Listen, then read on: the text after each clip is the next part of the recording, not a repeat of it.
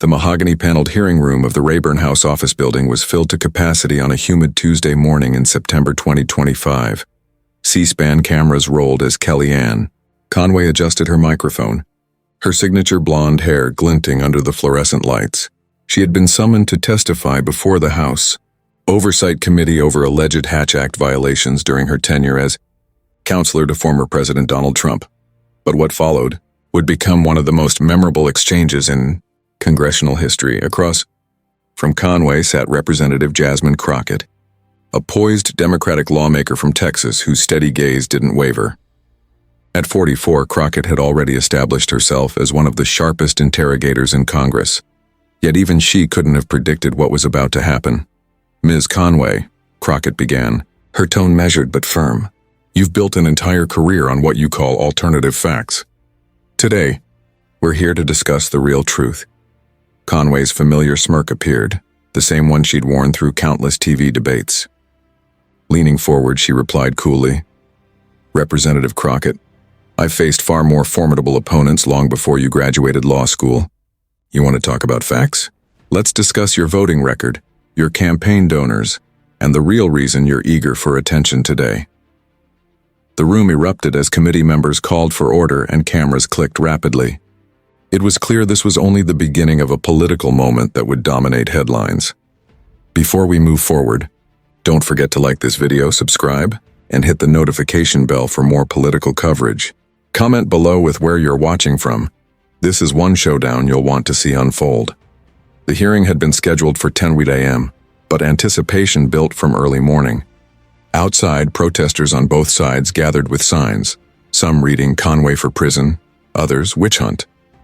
Conway arrived at 9:45 in a navy suit designed to project authority and defiance. At 58, she carried the confidence of someone who had endured years in the Trump administration and numerous media battles. Her legal team followed closely, 3 attorneys in identical black suits. Once a little-known pollster, Conway had risen to become one of the most recognizable figures in U.S. politics, the first woman to manage a winning presidential campaign, coining alternative facts and enduring waves of criticism. Yet today's confrontation felt different. Representative Jasmine Felicia Crockett entered 15 minutes earlier at 9:30 with her chief of staff and aides. While Conway radiated polished composure, Crockett embodied quiet focus. Her choice of a purple dress, symbolizing unity between red and blue, was deliberate. In less than a decade, she had gone from public defender to member of Congress, earning national attention for her precise questioning and unwillingness to be intimidated by power. The session began with Chairman James Comer outlining the committee's purpose: to examine potential Hatch Act violations during Conway's White House service. The Hatch Act forbids federal employees from engaging in political activity while performing official duties.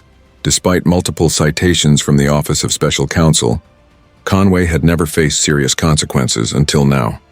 "Ms. Conway," Comer concluded, "you took an oath to serve the American people, not a single administration. Today we'll see whether that oath was upheld." Conway leaned toward the microphone. "Mr. Chairman, members of the committee, I am here voluntarily. I have served my country with integrity and reject any suggestion otherwise. I look forward to clarifying the record." Her voice was steady, confident, vintage Kellyanne Conway. Initial questions from Republican allies were friendly, giving her the chance to defend herself and frame the investigation as partisan. Then it was Jasmine Crockett's turn. "Ms. Conway," Crockett began, eyes on her notes. "Let's start simply. Do you know what perjury means?" Conway's expression stiffened. "Of course. I'm an attorney." "Good," Crockett replied, now meeting her gaze. "Then you know lying to Congress is a federal crime punishable by up to 5 years in prison." "I'm well aware," Conway responded coolly. "Are you implying something, Representative?" "I'm not implying," Crockett said evenly. "I'm confirming that you understand the consequences of false testimony. Now let's talk about March 6, 2020. Conway shifted in her chair. She remembered that day. It was when she appeared on Fox News from the White House lawn, endorsing a Republican Senate candidate while acting in her official capacity. "On that date," Crockett continued, holding up a tablet, "you said, and I quote, 'Doug Jones is a failed senator, and Alabama needs to support Tommy Tuberville.' Is that correct?" I was asked for my opinion on the race, Conway said. Your opinion, Crockett echoed, given while on federal property, introduced with your official title, speaking as counselor to the president. The Office of Special Counsel cited this as a clear violation, correct? Conway's lawyer leaned in, but she waved him off. We disagreed on their interpretation of the Hatch Act. Disagreed? Crockett pressed. They recommended your removal from federal service. That's not disagreement. That's a federal finding of repeated violations. The room was silent except for typing from the court reporter. C-SPAN's cameras zoomed in as Crockett continued. You were cited for Hatch Act violations at least 10 times. And you publicly said, and I quote, "Let me know when the jail sentence starts." Do you recall that? That was taken out of context, Conway replied, her tone faltering slightly. The context, Crockett said, displaying another document, was a reporter asking about the OSC's findings. You laughed and said those exact words. It's on video. Shall I play it for the committee? Representative Crockett, Conway interjected. You're trying to relitigate the past. No, Crockett countered. I'm addressing accountability. The very thing missing for years. The American people deserve to know why you believed you were above the law. I never believed that, Conway retorted. I was serving my country during an unprecedented time. Sometimes what? Crockett asked sharply. Sometimes the law doesn't apply. Sometimes ethics can be ignored? That's not what I said. Then please explain, Crockett pressed. When the OSC confirmed your multiple violations of the Hatch Act, what was your justification? My justification, Conway said finally, was that I was doing my job, representing the administration's position.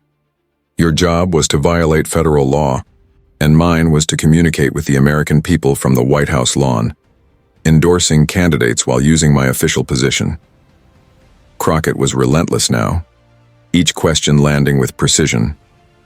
Ms. Conway, did President Trump ever direct you to violate the Hatch Act? The room went silent.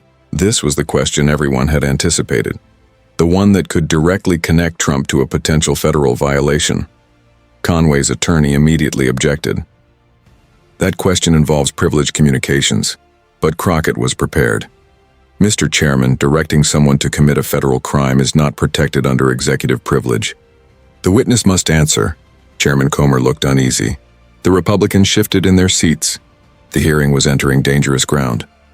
Ms. Conway, you may answer the question, Comer said reluctantly. Conway took a deep breath. President Trump never directed me to break any laws. But he didn't stop you either, did he? Crockett pressed. When the Office of Special Counsel cited you for violations, did President Trump instruct you to stop?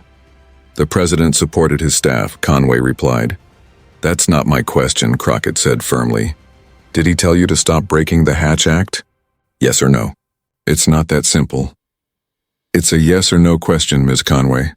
After being cited for violating federal law, did the president tell you to stop? Conway hesitated. If she said yes, she'd admit to continuing despite a direct order. If she said no, she'd confirm that Trump allowed it. The president trusted me to perform my duties appropriately, she finally said. So that's a no. He never told you to stop violating the law.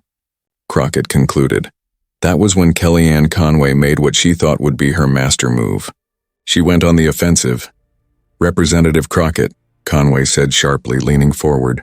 I find it interesting that you're so focused on the Hatch Act when your own campaign has ethical issues to answer for. Crockett didn't blink. We're not here to discuss me, Ms. Conway. Oh, but I think we should, Conway continued, sensing an opening.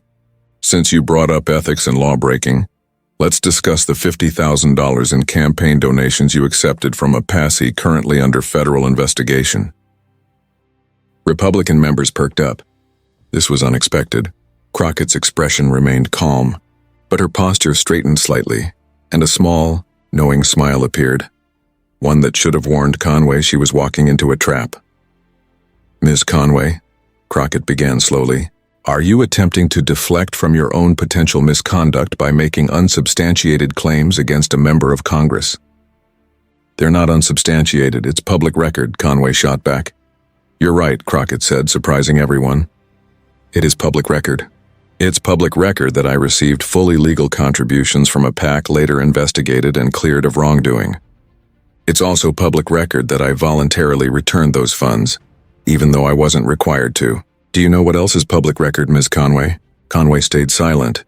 Your consultation fees, Crockett continued evenly. The $500,000 you received from the Trump campaign while serving as an unpaid advisor. The shell companies used to root that money.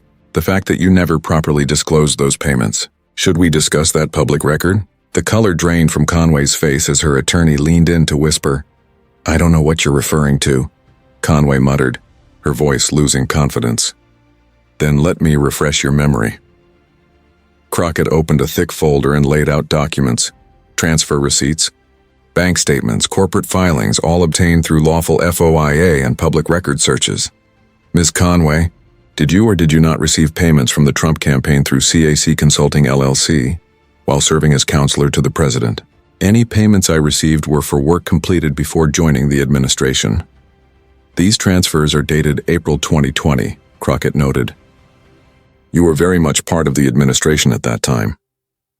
They were residual payments for earlier services, Conway insisted.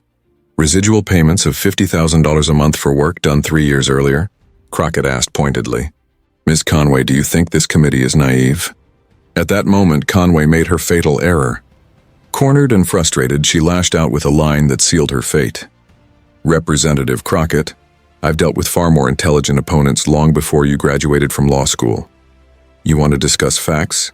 Then let's talk about your voting record, your campaign finances, and the real reason you're so eager to be in the spotlight today. The room erupted. Committee members shouted for order as the chairman struck his gavel repeatedly.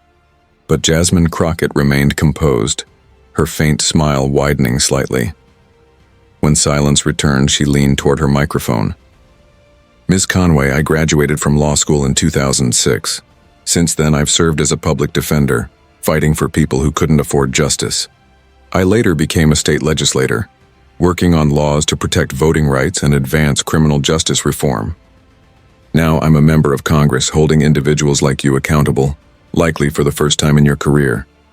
She paused briefly. Do you know what you've been doing since 2006? Helping powerful men mislead the American people. So please, let's compare records. The room fell completely silent. You want to make this personal? Let's make it personal, Crockett continued evenly. You questioned my intelligence, so let's review the facts. I graduated magna cum laude from Rhodes College, earned my law degree from the University of Houston, and passed the bar on my first attempt. You also went to law school and passed the bar, but you've spent your entire career doing political polling and public relations. You've never argued a case, never defended a client, never practiced law in a courtroom. You only act like a lawyer on television. Conway tried to speak, but Crockett continued without missing a beat. You mentioned my voting record. It's public.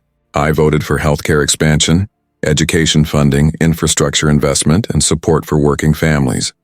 Your record? Defending a president impeached twice, who encouraged an insurrection, and who made over 30,000 verified false statements. You brought up campaign finances. I've already addressed that. But let's examine yours. Let's talk about the undisclosed donors behind your polling firm and the foreign contacts you failed to report. Let's also discuss the fact that you're here today because multiple federal agencies determined you violated the law, yet you still portray yourself as the victim.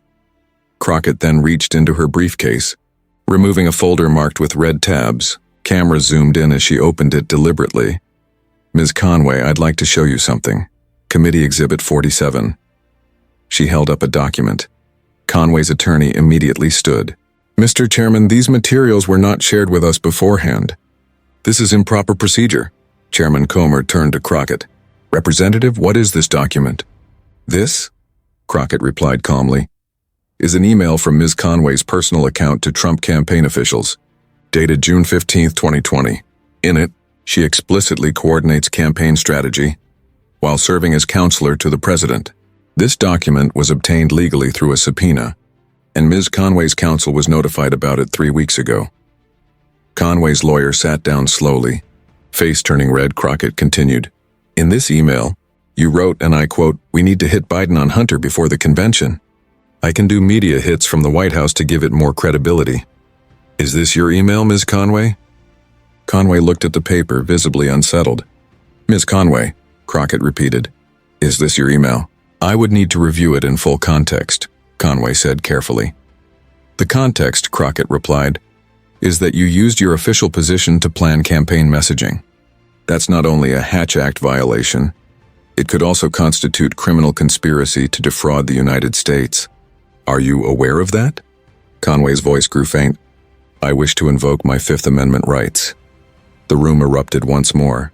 Taking the Fifth in a congressional hearing was widely seen as an admission of potential wrongdoing. You're invoking your Fifth Amendment right against self-incrimination? Crockett asked clearly, ensuring the cameras caught every word. On the advice of counsel, yes, Conway answered quietly. Let the record show, Crockett stated firmly, that Ms. Conway is refusing to answer questions regarding her possible criminal conduct.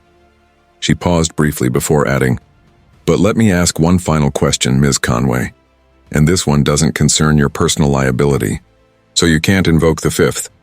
Do you believe public officials should be held accountable when they break the law? Conway sat in silence, once again cornered with no safe answer to give. If she said no, she'd be suggesting that government officials were somehow above the law. I believe in the rule of law, Conway answered carefully. That's not what I asked, Crockett replied. Should public servants be held accountable when they break the law? Yes or no? It depends on the circumstances, Conway said. It depends, Crockett pressed. So sometimes it's acceptable for officials to break the law? Is that what you're saying? That's not what I said. Then what are you saying? Because from where I sit, it sounds like you're arguing that when you break the law, there should be no consequences. But when others do, they should be punished. Is that the alternative fact you want us to believe? Crockett picked up her tablet and connected it to the committee's display system. A video appeared on the large screens around the room. Ms. Conway, do you recognize this footage? The video showed Conway at what looked like a private fundraiser, with a timestamp of October 2020. Where did you get this? Conway demanded, her composure finally cracking. It was provided by a whistleblower, Ms. Conway, someone at that event who was disturbed by what they heard. Shall I play it? Conway's lawyer leaned in, whispering urgently, but she didn't respond. Crockett pressed play. On screen, Conway addressed a room full of donors. Her voice was clear and unmistakable. The Hatch Act? Please, that's for people who don't know how the system works. The truth is, we do whatever it takes to win. The OSC can send all the letters they want. Who's going to enforce them? The president? He's the one telling me to go on TV and take down Biden.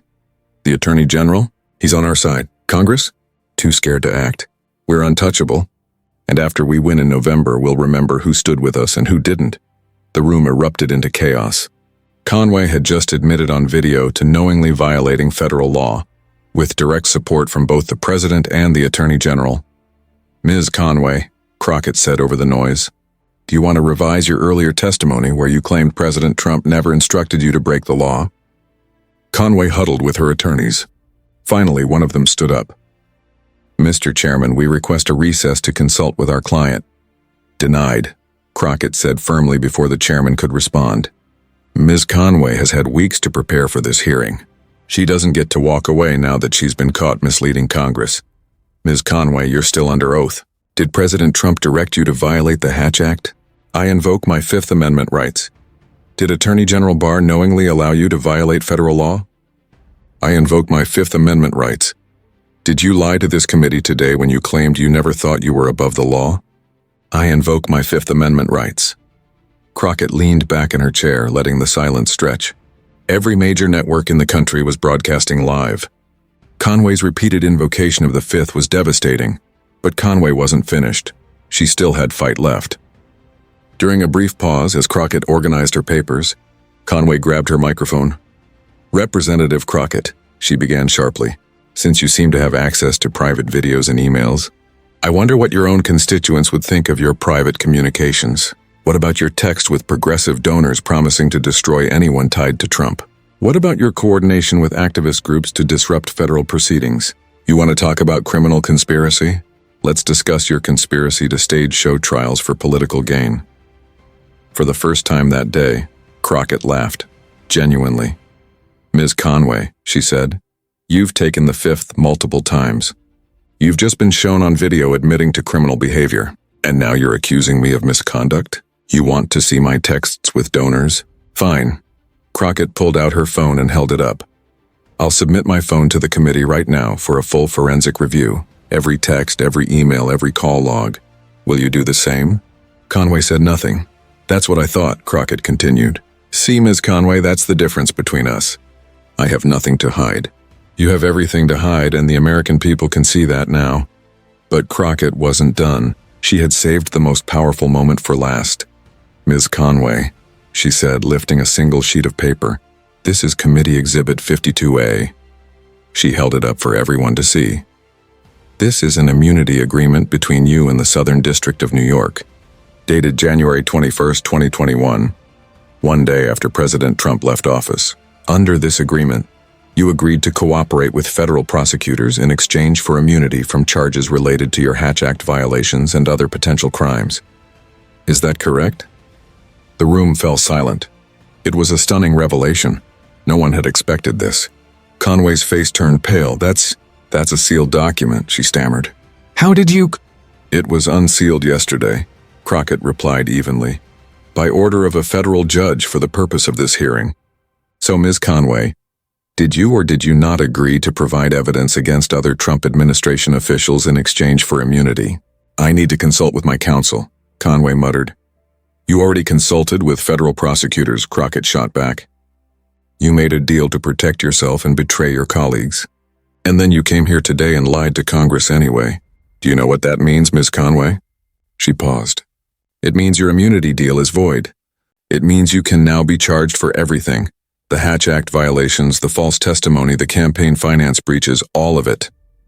Conway's attorneys leaned in urgently, whispering. One finally stood. Mr. Chairman, we must request an immediate recess. Our client needs legal counsel. This time Chairman Comer agreed, but the damage was irreversible. As the committee recessed, the room descended into chaos. Reporters rushed to file stories. Conway was surrounded by her legal team, her expression frozen between shock and disbelief. But what happened next became the headline across every network. As Conway was escorted out by her lawyers, Jasmine Crockett stood and called out, Ms. Conway. Conway turned. For a moment, the two women faced each other across the crowded room. I want you to know something, Crockett said, her voice clear and steady. This isn't personal. This is about accountability, about showing the American people that no one, absolutely no one, is above the law. Not you, not your former boss, not anyone, Crockett said firmly. Conway's microphone was still on, and her retort would soon dominate every news channel. You think you've won? You have no idea what you've started. You just declared war on half the country. Crockett's calm but sharp response became instantly iconic. No, Miss Conway. I just affirmed that the law matters. The half of the country that disagrees with that, they're the ones at war with democracy.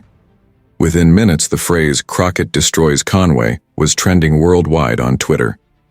Clips of the hearing flooded social media. Conway pleading the fifth, the exposure of her immunity deal, and the fundraiser video revelation. Cable news networks cleared their schedules. On CNN, Anderson Cooper opened with, "We may have just witnessed the most devastating congressional testimony since Watergate." He noted that Kellyanne Conway didn't just implicate herself. She potentially implicated the entire Trump inner circle. Fox News took a different angle. Tucker Carlson called it a show trial and a partisan attack, though even he couldn't ignore the damage done by Conway's repeated Fifth Amendment pleas or the immunity revelation. MSNBC's Rachel Maddow dedicated her entire show to analyzing the hearing, saying, Jasmine Crockett didn't just expose Conway's lies, she exposed the culture of lawlessness that defined the Trump administration. Social media was relentless. Memes exploded across platforms. Conway's stunned face when the immunity deal was revealed became an instant meme template. A remix of her "I invoke my Fifth Amendment rights" moment set to music went viral, but the most striking reaction came from an unexpected source. George Conway, her ex-husband and vocal Trump critic, who tweeted simply, "The truth always comes out, always." Within hours, the Department of Justice announced it was reviewing Conway's immunity agreement and testimony for possible perjury. The U.S. Attorney for the District of Columbia issued a statement confirming they were assessing the evidence presented during the hearing. Legal experts were unanimous. Conway was in serious legal jeopardy. Former federal prosecutor Preet Bharara explained on his podcast, she's facing potential charges for perjury, conspiracy to violate the Hatch Act, campaign finance violations, and now, with her immunity deal likely voided, all the original Hatch Act offenses could be back on the table. Harvard law professor Lawrence Tribe tweeted, Conway's testimony today was a masterclass in what not to do before Congress. She walked into every trap Crockett set and created new legal risks with each response. The immunity revelation was particularly damaging. Analysts noted that it implied Conway had admitted to crimes in her prior cooperation with prosecutors, admissions that could now be used against her. Former U.S. Attorney Joyce Vance explained, she cut a deal to protect herself, then broke it by lying to Congress. That's not just careless, it's legally disastrous. The fallout extended well beyond Conway. Republicans who had defended her were now on the defensive. Several GOP senators who once downplayed the Hatch Act violations as minor technicalities were forced to issue new statements. Senator Mitt Romney, one of the few Republicans critical of Trump, said, today's testimony raises serious concerns about a culture of lawlessness in the previous administration. No one is above the law. Most Republicans, however, deflected. House Minority Leader Kevin McCarthy dismissed the hearing as a witch hunt, accusing Democrats of trying to relitigate the past instead of addressing current issues. Democrats, meanwhile, felt emboldened. Speaker of the House Hakeem Jeffries announced a broader investigation into Hatch Act violations across the Trump administration. What we saw today is just the beginning, he said. We will follow the evidence wherever it leads. Senator Elizabeth Warren called for a special prosecutor to investigate not only Conway, but also the wider network of officials potentially involved. This wasn't one person acting alone, she said. It was a coordinated effort to undermine federal law. For Jasmine Crockett, the hearing was a turning point. Practically overnight, she went from a little-known freshman representative to a national figure. Her campaign received over $2 million in small donations within 48 hours. Media requests poured in from every major outlet. Appearing on The Late Show with Stephen Colbert, Crockett received a standing ovation. When asked how she prepared for the hearing, she smiled and said, I just did what I've always done, my homework. Miss Conway thought she could bluff her way through, but you can't bluff when the facts are on the table. The clip went viral, viewed millions of times. Progressive groups hailed her as a hero. Jasmine Crockett accomplished what no one else could, said the president of Citizens for Responsibility and Ethics in Washington. She held a Trump official accountable. Still, Crockett remained grounded, determined not to let the spotlight distract from the larger mission. In a thoughtful op-ed for the Washington Post, Representative Jasmine Crockett wrote, "This isn't about me, and it's not even really about Kellyanne Conway. It's about a simple principle. In America, no one is above the law. Not presidents, not their advisors, not members of Congress, no one. The moment we abandon that principle, we stop being a democracy and become something else, something our founders warned us against." 2 days after the hearing, Kellyanne Conway attempted to respond publicly. Appearing on Steve Bannon's podcast, she tried to reshape the narrative. This was a setup from the start, she claimed. Jasmine Crockett and the Democrats orchestrated this. They illegally obtained documents, ambushed me with sealed evidence, and are now trying to criminalize political differences. Even Steve Bannon appeared doubtful. Kellyanne, you took the fifth. How do you explain that to our audience? He asked. Conway's answer was defensive. Sometimes you have to protect yourself from a corrupt system. Bannon countered, but you just said the system is corrupt, one you were a part of. The interview quickly unraveled. Conway came across as evasive and increasingly desperate. When pressed about her immunity deal, she declined to answer, saying her lawyers had advised her not to comment.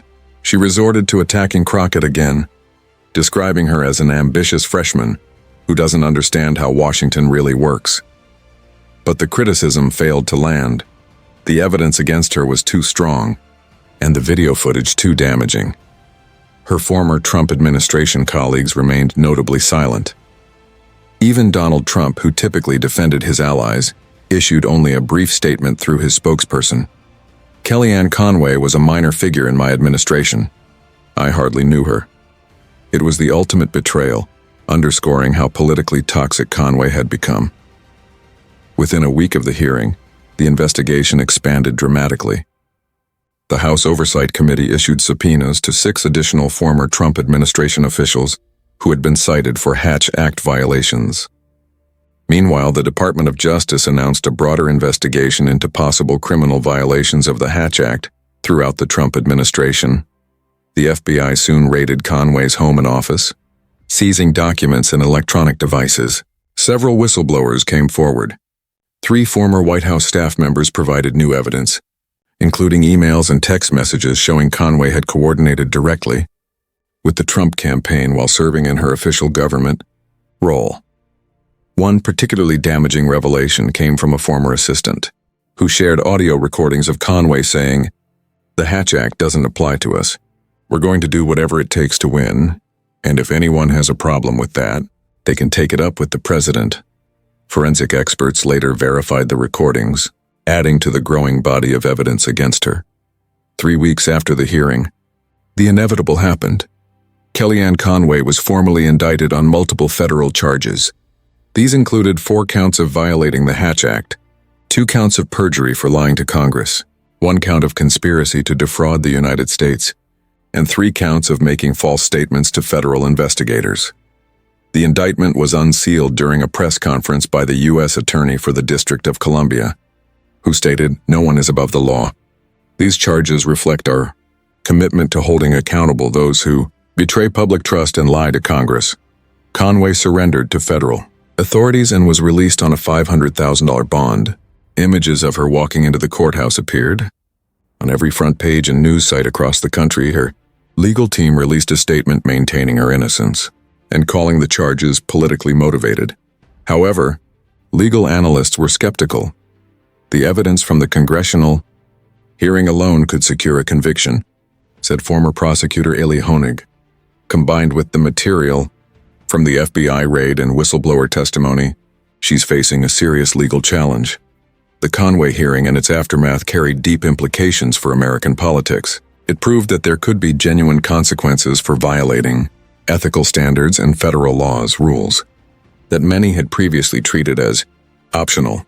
Other former Trump administration officials cited for Hatch Act violations began negotiating plea deals with prosecutors, hoping to avoid Conway's outcome. The long-standing culture of impunity that had defined the Trump years was finally being tested. For Democrats, it was a powerful moment of validation, a sign that their persistent efforts to hold the previous administration accountable were finally bearing fruit after years of criticism for being ineffective or unwilling to act. Jasmine Crockett had proven that with preparation, persistence, and facts, accountability was achievable. For Republicans, however, it created a political crisis. Many had closely aligned themselves with Trump and his administration. Now they faced a difficult choice: continue defending potentially unlawful actions or distance themselves from their former allies. Some chose to break away. A group of Republican senators announced support for new legislation aimed at strengthening the Hatch Act and increasing penalties for violations. "We must restore public trust in government," said Senator Susan Collins. "That means holding everyone accountable, regardless of party." Others, however, doubled down, accusing Democrats of using the justice system as a political weapon. "This is what happens in banana republics," said Senator Josh Hawley. "They prosecute their political opponents." The nation grew even more divided, but for the first time in years, there was a sense that the law might finally carry weight again. A month after the hearing, Jasmine Crockett sat down for an exclusive 60 Minutes interview. Leslie Stahl asked her about the moment that defined the hearing, when Conway attempted to attack her, and Crockett's calm but forceful response turned the tide. "I knew she'd try to make it personal," Crockett explained. "That's what people like her do when cornered, they deflect. But I was ready. I'd studied every hearing she'd been in, every interview she'd done. I knew her playbook and I prepared for it." Stahl asked about criticism that Crockett had been too aggressive, even unnecessarily harsh. Crockett's answer was measured but resolute. "For 4 years, we watched an administration that acted as if it were above the law," she said. "They violated ethics rules, misled the American people, and undermined democracy, all while pretending it was normal. Someone had to draw the line. Someone had to show that actions have consequences. If that makes me aggressive, then so be it. I call it doing my job. She reflected on her experience as a public defender and how it prepared her for this moment. When you're a public defender, you represent people the system has written off, those without power or privilege. You learn to fight for them even when the odds are impossible. You learn to uncover truth, even when powerful people try to bury it. That's all I did in that hearing. I fought for the truth. The interview received widespread praise. Even some conservatives acknowledged Crockett's skill, preparation, and composure. She had become a symbol of a new generation of lawmakers unafraid to challenge established figures. 6 months later, Kellyanne Conway's trial began. The proceedings attracted massive media attention, with crowds gathering daily outside the courthouse. Court TV aired full gavel-to-gavel coverage. The prosecution's case was overwhelming. They showed the fundraiser video where Conway openly admitted to knowingly violating the law. They produced emails and text messages proving she had coordinated with the Trump campaign while serving as a White House official. Witnesses testified that Conway often dismissed legal restrictions, with one former assistant recalling her saying, "The Hatch Act is for little people. We make the rules." Conway's defense argued that she was being unfairly targeted, that others had committed similar violations without prosecution. The judge rejected this claim, noting that Conway's repeated, deliberate violations distinguished her case. Her lawyers also contended that Conway believed her actions were lawful, based on advice from White House counsel. But prosecutors presented documentation showing she had been repeatedly warned her conduct was illegal and chose to ignore those warnings. When Conway took the stand in her own defense, it backfired. Under cross-examination, she was defensive and inconsistent, contradicting her own statements. At one point, she claimed not to recall sending emails clearly bearing her name. The prosecutor responded sharply, "Ms. Conway, are you saying someone else sent these emails from your account, or are you simply lying to the jury?" The jury deliberated less than 6 hours before returning guilty verdicts on all counts. At sentencing, the judge addressed her directly, "Ms. Conway, you took an oath to serve the American people and uphold the law. You violated that oath repeatedly and deliberately. You showed contempt for both the law and this court." He then sentenced Kellyanne Conway to 18 months in federal prison.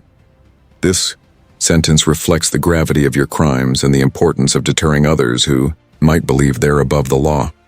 Conway's attorneys immediately announced their intent to appeal, though most legal analysts agreed her chances were slim.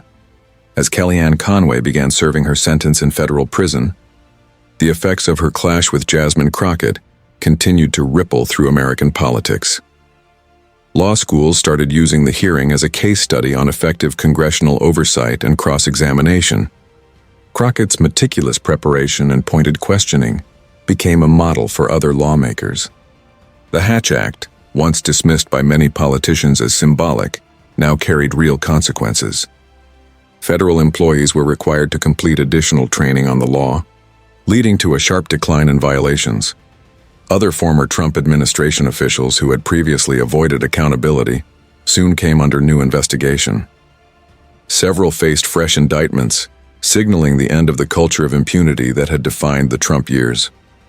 For the Republican Party, Conway's conviction became a defining moment. Some members saw it as a chance to move away from the Trump era and refocus on traditional conservative values. Others continued defending Conway and Trump, calling the prosecution politically motivated. The internal division deepened, shaping the party's direction for years to come. Jasmine Crockett's career flourished after the hearing. She became one of the most in-demand speakers within the Democratic Party, headlining rallies and fundraisers nationwide. She was appointed to the House Judiciary Committee and quickly became a leading advocate for legal reform and government accountability. Her questioning in later hearings became must-watch television, as witnesses knew they had to be well prepared or face the same intense scrutiny Conway had endured. Rumors circulated about her potential Senate run, or even a future presidential campaign, but Crockett stayed grounded. "I'm not thinking about the next job," she said in interviews. "I'm focused on doing this one well. There's still so much work to restore public trust and ensure that no one is above the law." She authored several bills to strengthen the Hatch Act and other ethics statutes, some of which gained bipartisan support. Crockett also mentored new members of Congress, teaching them how to prepare for hearings and hold witnesses accountable. Her greatest accomplishment, however, was inspiring a new generation of Americans to believe that accountability was achievable, that the system could still work if people were willing to fight for it. A year into her sentence, Kellyanne Conway gave an interview from prison on a conservative podcast. She remained defiant, claiming to be a political prisoner and accusing Jasmine Crockett of ruining her life for political gain. Crockett was asked to respond on CNN. Her reply was calm yet decisive. Ms. Conway destroyed her own life when she chose to break the law and lie about it. I didn't make her violate the Hatch Act or lie to Congress or take an immunity deal and break it. She made those choices. All I did was hold up a mirror and make her face the consequences. That isn't ruining someone's life, that's justice. She paused, then added, and if Ms. Conway believes I destroyed her life by exposing her crimes, she should think about the lives affected by the administration she served, the people who lost health care, jobs, and faith in their government. Holding her accountable isn't persecution, it's the minimum standard of justice. The Conway-Crockett confrontation became a pivotal moment in post-Trump America. It demonstrated that with courage, preparation, and persistence, even the most powerful could be held accountable. Political scholars studied the hearing as an example of effective oversight, showing that Congress could fulfill its constitutional duty as a check on executive power if members were willing to do the work. It also underscored the importance of electing qualified, disciplined representatives. Crockett's experience as a public defender and her detailed preparation were central to her success. It wasn't enough to oppose wrongdoing. One had to prove it with evidence and skill. The hearing had a lasting deterrent effect. Future officials became far more cautious about ethics compliance, knowing real consequences awaited violations.